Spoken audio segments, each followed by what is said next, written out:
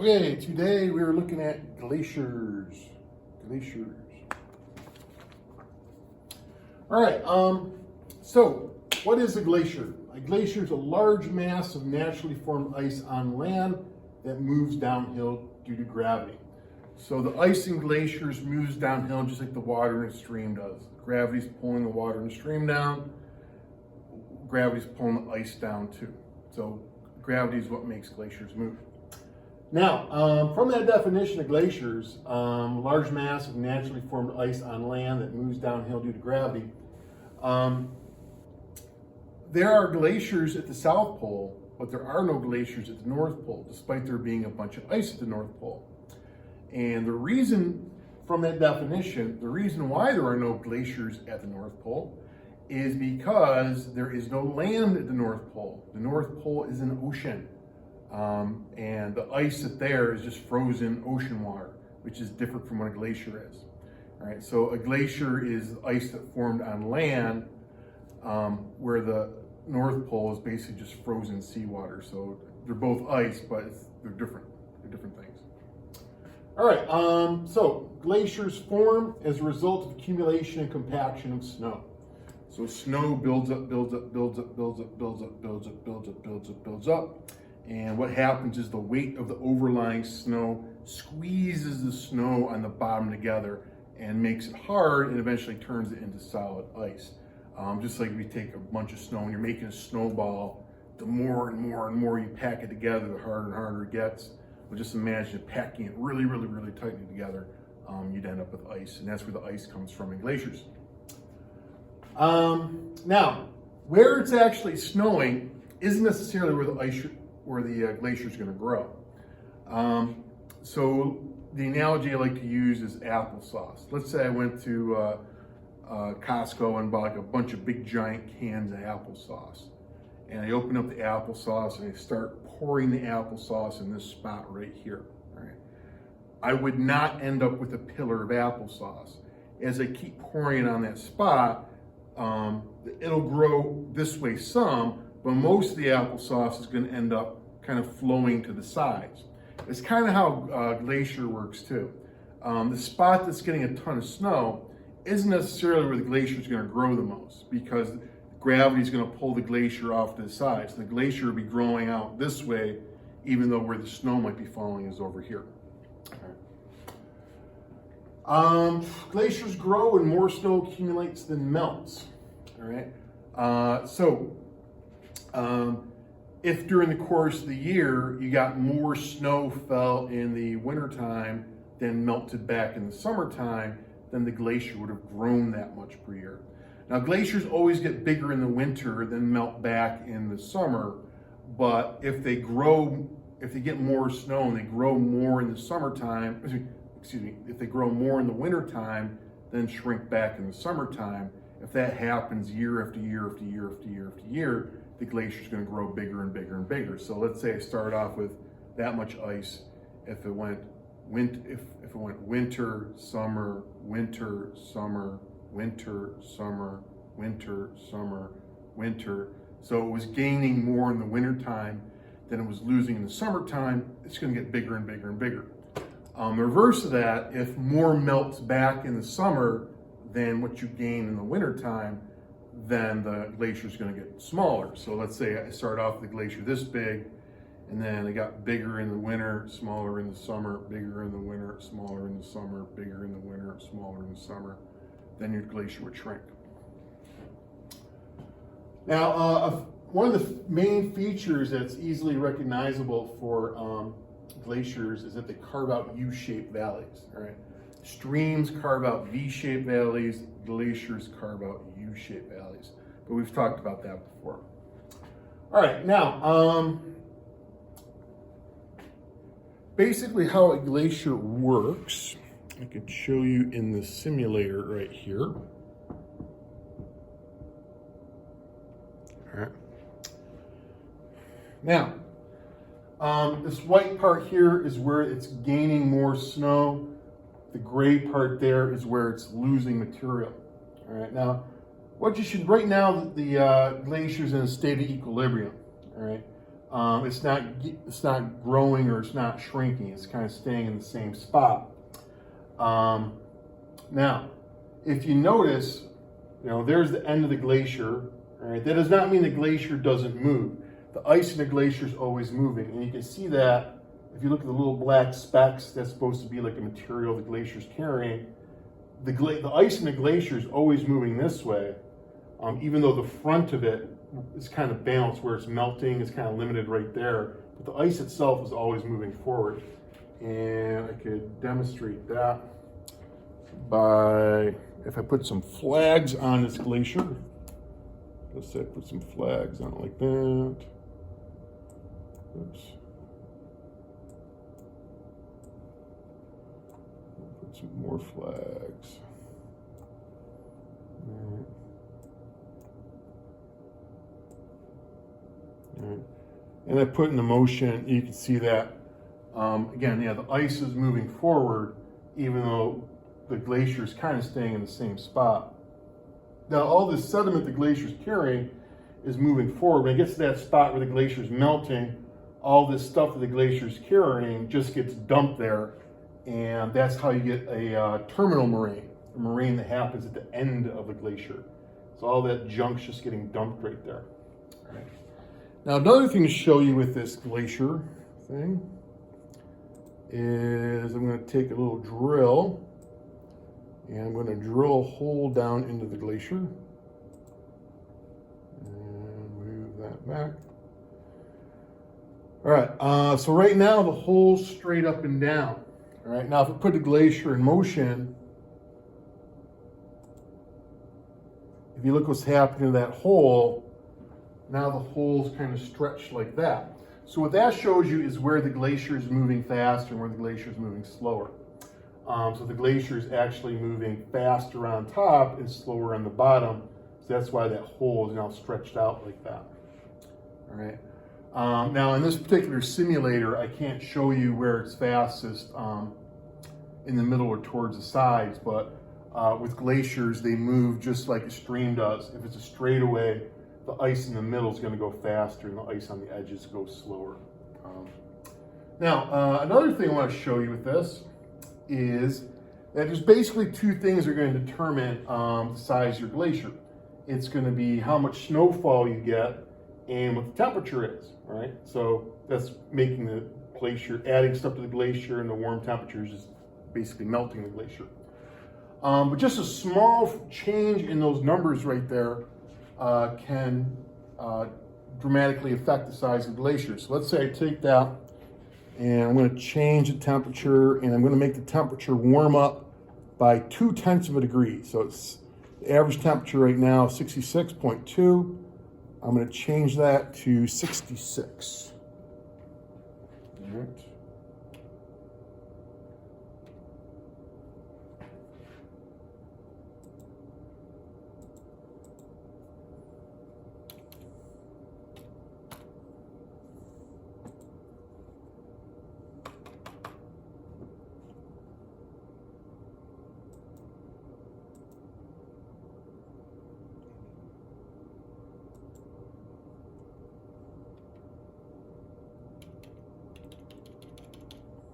And for some reason, it's not letting me change. Oh, I can do the slide bar here. All right, so I'm going to make it go up just 0.2 or 3, make it a little bit warmer, and put it in motion, and you see what happens is it melts back. And that was just with that was 0.4 of a degree. All right, I'll reset it. All right. Now let's say I made it 0.3 of a degree cooler. All right, so 65.9. Oops. That was a little bit more cooler than I wanted. And you can see that the glacier is growing quite a bit. So just a small change in temperature to the cooler part, you can see that can make that glacier grow quite a bit.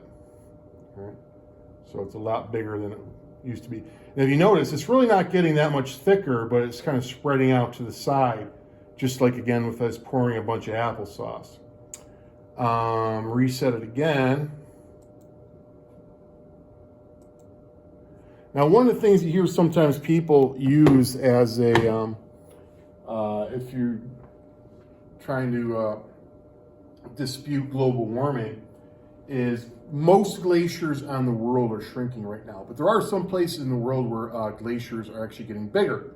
And you're like, well, you know, Earth can't be warming up if the glaciers are getting bigger. Well, actually, in some instances, they can. If you remember back when we covered weather, warm air can hold more moisture than cold air can. So if you got a snowstorm at like 15 degrees Fahrenheit and a snowstorm at 30 degrees Fahrenheit, you're probably going to get more snow at 30 degrees Fahrenheit because the air can hold more moisture then.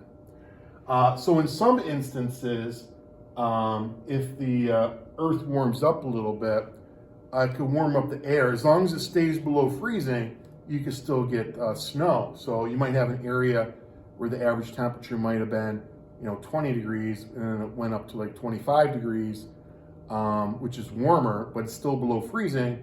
But because at 25, the air can hold more moisture, when it snows, you may get more snow as a result of it. And as a result, the glacier can grow. And I can make that happen here.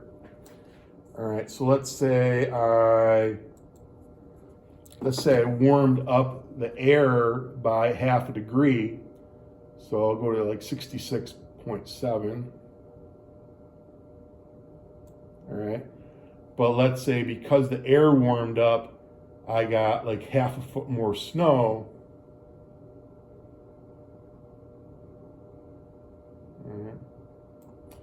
All right, so the air temperature went up, but it also resulted in some more snow. And if you look what happens to the size of the glacier is getting bigger. So there are some instances where an increase in temperature could actually result in a glacier getting bigger, if that increase in temperature resulted in more snowfall. Okay.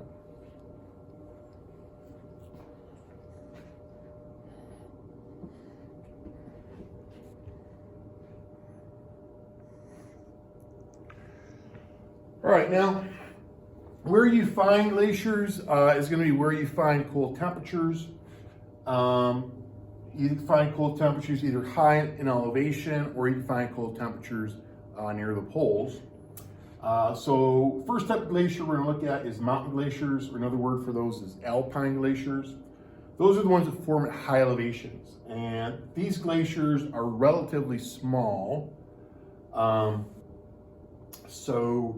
When I say small, they might be a few miles long, and maybe the ice is like 100 feet thick. It sounds really big, but compared to the other type of glacier, it's pretty small.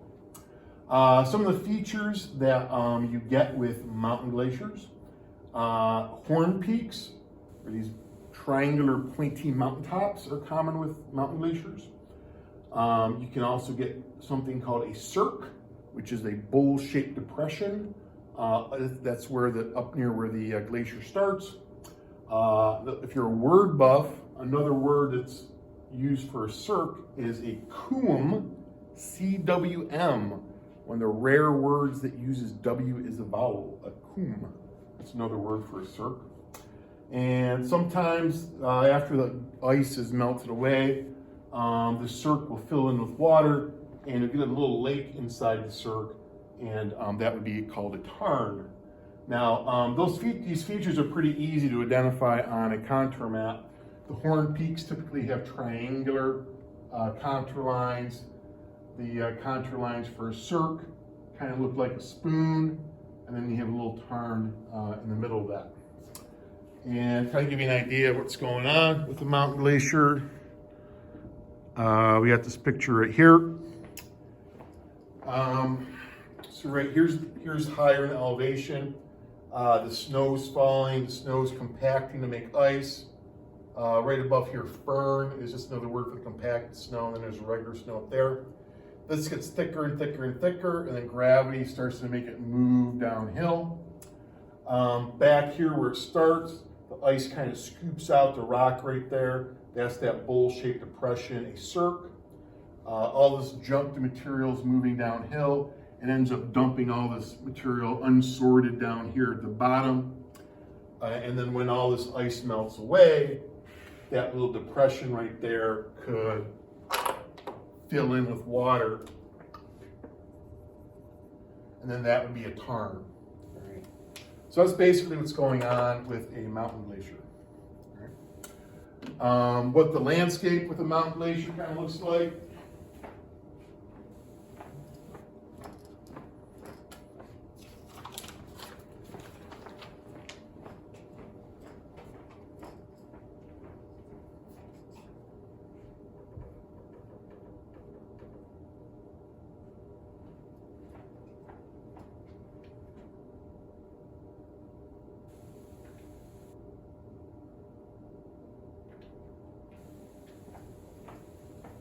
All right, so that's kind of what the landscape looks like. So you have all these pointy mountains up here. Those are the horn peaks.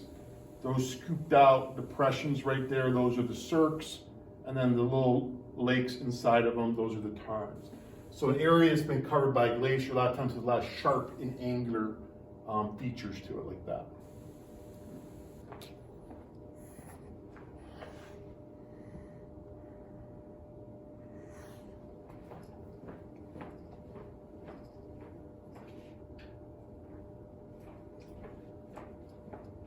All right, continental glaciers. Now these are the really, really big ones. These are the ones that form near the poles. So like in Antarctica or in Greenland or Iceland or like northern Canada. These are the really big ones here. And these ones may be hundreds of miles across or 1,000 miles across. The ice may be like 2 miles thick. So these things are huge. And they leave a bunch of features as well. Now, upstate New York, about 10,000 years ago, we were covered by one of these continental glaciers. So a lot of the features here are going to be ones that you can find in upstate New York, in the Finger Lakes area. All right, so a moraine, first off. A moraine is just unsorted glacial deposits. It's just basically the stuff that glaciers just kind of dump there. There's a bunch of different types of moraines. There's a terminal moraine, that's the one that happens at the end of the glacier. You can have a ground moraine, which kind of happens underneath the glacier. You can have a lateral moraine where two glaciers meet together and it kind of dumps stuff in between them. So there's a bunch of different places that you can have moraines. Now, what the ground looks like, because a glacier a lot of times just dumps the material there, the land's all kind of lumpy. On a contour map, it kind of looks like that, where you have like squiggles for the contour lines with little circles. Basically what that's showing you is the land's all very lumpy and chaotic. Now, because the land's all kind of lumpy and stuff, it makes for an interesting landscape. So a lot of times you find golf courses built on moraines because it makes for an interesting play. Also, a lot of older villages, because the material's just dumped there, the ground's kind of loose, and it's easy to dig into. A lot of really old cemeteries were built on moraines because it was easy to dig into. Next up, a drumlin. All right, a drumlin is an oval-shaped hill. All right. Now, a profile of a drumlin, a side view of a drumlin would kind of look like that, where one side of the hill is steeper than the other side of the hill. All right, so that's like a side view of it. A top view of it on a contour map of that might look something like that, where there's the top of the hill and it's steeper on that side and flatter on that side. The fact that it's steeper on one side is significant in that it tells you what direction the ice was moving. The steeper side of the glacier always points the direction the ice is coming from. So here the ice is coming from that way because that's a steeper way, and then here the ice will be coming that way because it's the steeper way. On this one right here, again, the ice is coming from that way, so that's a steeper way. So the ice, it's steeper on the north, that means the ice is coming from the north. Now, with drumlins in upstate New York, in the Finger Lakes area, the northern part of the Finger Lakes, there is an extremely high concentration of drumlins. Anywhere above the thruway, between like Rochester and Syracuse, above the thruway, between like the thruway and Lake Ontario, there's a tremendous amount of drumlins. It's like every quarter of a mile, it's like a drumlin. They're all over the place around here. Yeah. And again, on contour maps are really easy to spot because they look like that on a contour map, basically. Right. A kettle lake is a small lake that results from a block of melted ice. Basically, how that forms is, let's say here's the land, and the glacier left a block of ice. Then a bunch of material got deposited around it. All right. Then the block of ice melts. That leaves a hole, but then the hole fills in with water. All right. That's what a kettle lake is. And again, in the Finger Lakes area of New York, upstate New York, near Rochester, there's some places where there's parks where they have kettle lakes there. An outwash plain is basically just at the very edge of the glacier where the ice is melting. You get these like little streams coming off the glacier, which kind of deposit a bunch of stuff that's really flat at the edge of the glacier. An esker is kind of neat. What an esker is, let's say right here, there's the ground. Let's say there's the glacier. Underneath the glacier, there's like little tubes, basically, and where water can flow. So basically, it's like a little stream underneath the glacier. But what can happen is, since it's the bottom of the stream, material gets deposited in the bottom of that stream, right? So now, when the glacier melts away, where there was a stream is actually sticking up. So usually with a stream, you have a valley, all right? Well, here, where there was a stream is actually sticking up. So you have this kind of like long, sinuous hill that kind of looks like a snake laid out on the land. So that is an esker. A kame is kind of like the opposite of a kettle lake. Basically what happens with a kame is, let's say here's the ice and there's like a depression in the ice, and maybe there's some, maybe that fills up with water or something. And then stuff gets deposited in that depression, all right? And then when the ice melts away, what's deposited there kind of ends up like a mound. But where since the stuff was deposited in water, it ends up with a bunch of layers in it. So kames usually have layers to them. So it's kind of like a random mound that has a bunch of layers in it. A glacial lake is a lot of times like at the edge of, let's say there's a land, normally water might just flow down it like that. But if there's a glacier right there, the glacier can kind of act like a dam and then dam up that creek. So I end up with a body of water right there that's being held back by that glacier. So the glacier is basically acting like a dam, holding back the water. So that lake can only be there as long as that glacier is, because once that glacier erodes away, or say melts away, then that water can just flow and the lake is gone. All right. A gorge is basically a very narrow valley. Pretty easy things to identify in contour maps. On contour maps, the contour lines kind of look like that for a gorge. And a hanging valley is basically a waterfall into a perpendicular valley. So basically, once the glacier melts away, it leaves these valleys that were going into that, these little side valleys that were going into that main valley. Those streams just kind of end up with a waterfall that goes into them. All right, so then I could show you in this diagram over here. All right. So here's like the main valley where there was the main glacier, and here were the little side valleys. Once the glacier melts away, the stream that's going down the middle there is just kind of left hanging, so it makes a big waterfall right there. Now, so that's a hanging valley. As time goes by, what's going to happen is that'll erode backwards, and that'll make a gorge through there as time goes by. But that's the hanging valley, then that would eventually be a gorge. All right. Now, with these features,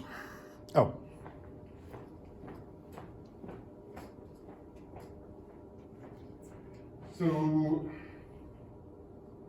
right here are a lot of features that you see with Continental glaciers. So here's the ice, got the terminal moraine, the drumlins with the steeper side facing the ice, the little esker kind of looking like a snake on the ground underneath. That's where a stream was. The mounds that are the cames, the kettle lakes right there. Outwash plain, the flat area, kind of, because the terminal moraine is where the end of the glacier was. So this is where the melt water was coming off the glacier right there.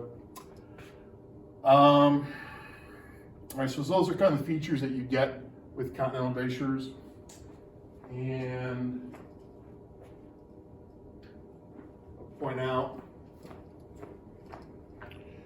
going back to these words over here. Now, Horn Peak cirques and tarns, those are unique to mountain glaciers. Now, I put all these things underneath continental glaciers because you can find all these with continental glaciers, but some of these features you could find with mountain glaciers too, like moraines, you could find those with mountain glaciers too. Gorges and hanging valleys, those are actually more common with mountain glaciers, but in the Finger Lakes, this area here was covered by a continental glacier, and we have those around here. Glacial lakes, you could find those in either. So these three things are unique to mountain glaciers. These things can be found with continental glaciers, but a few of these I could have put up there as well. All right, now, just to kind of give you a picture of what some of these real features look like. All right, instead of a drawing.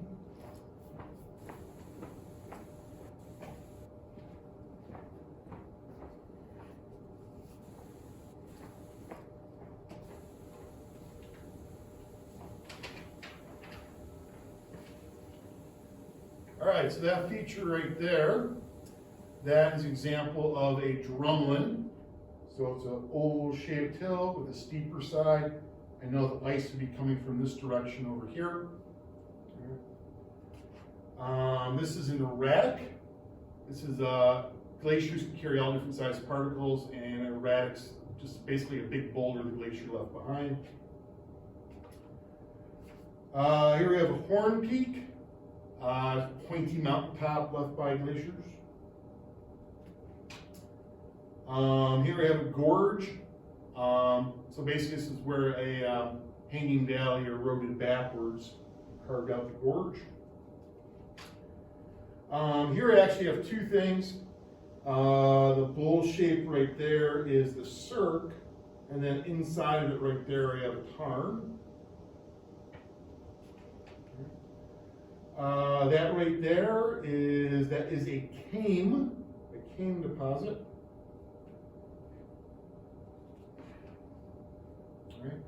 All right. We got a couple pictures here. This one here, that is a kettle lake, so that is where a block of ice used to be that melted away and left that hole. Now that's a really small kettle lake.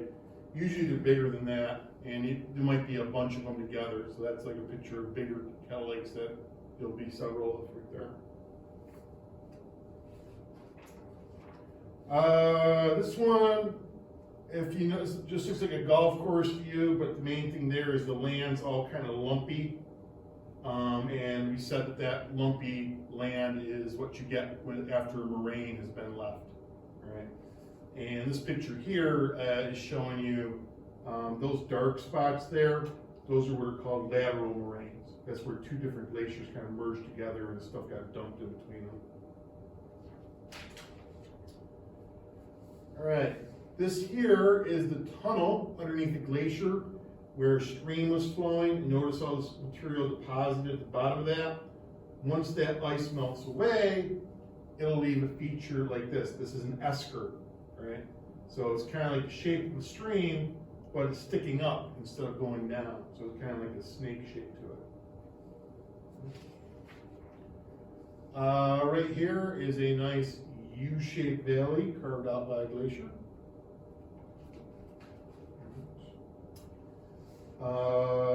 This flat area at the edge of where the glacier's melting. This is an outwash plain right there.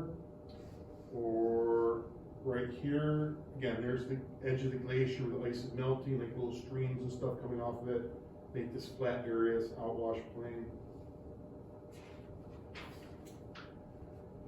Right here, the glacier's blocking off some water, so that's going to be a glacial lake, right? Because once the ice is gone, that water is going to be gone too. Here I have a hanging valley, right? So as time goes by, that will erode backwards and make a gorge. And lastly here, this is another example of that is a cirque, and then there's like a little tarn in the middle of that. Right? So that gives you an idea what some of these glacial features look like.